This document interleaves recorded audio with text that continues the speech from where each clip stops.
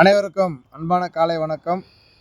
ஆடி அமாவாசை விரதம் யாரெல்லாம் இருக்கலாம் அப்படின்ற ஒரு பதிவு தான் நம்ம இதில் பதிவிட போகிறோம். இந்த ஆடி அமாவாசையில் தாய் அல்லது தகப்பன் இருவரையுமே இழந்த ஒரு ஆண்கள் தான் விரதம் இருக்கலாம் அமாவாசையில்.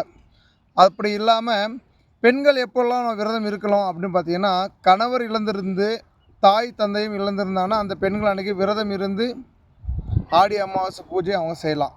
ரெண்டாவது, கணவரை இருக்கும் பொழுது பெண்கள் எக்காரணத்தை கொண்டும் அந்த பூஜையோ இல்லை தாய் தகப்பனும் இல்லை, கணவர் உயிரோடு தான் இருக்கிறார் அப்படின்னா எக்காரணத்தை கொண்டும் அவங்க விரதம் இருந்து ஒரு திதி தர்ப்பணம் கொடுக்கவே கூடாது.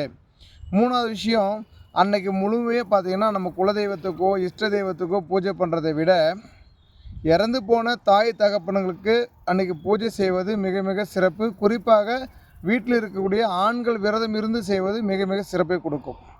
அது மட்டும் இல்லாமல் சில பேர் கேட்குற சந்தேகம் என்னென்னா, சாமி நாங்கள் இருக்கிறோம், நாங்கள் கொடுக்கலாமா அப்படின்னா, அவங்க வீட்டில் பெரியவங்க அப்பா இருந்தார் அப்படின்னா அவருடைய தாத்தா பாட்டிக்கு அப்பா தான் விரதம் இருந்து பூஜை செய்யணுமே தவிர பேரன்களோ பேத்திகளோ பூஜை விரதம் இருந்து பூஜை செய்வது தவிர்க்க வேண்டியது மிக மிக சிறப்பை கொடுக்கும். அனைவருக்கும் அன்பான வணக்கம். நன்றி.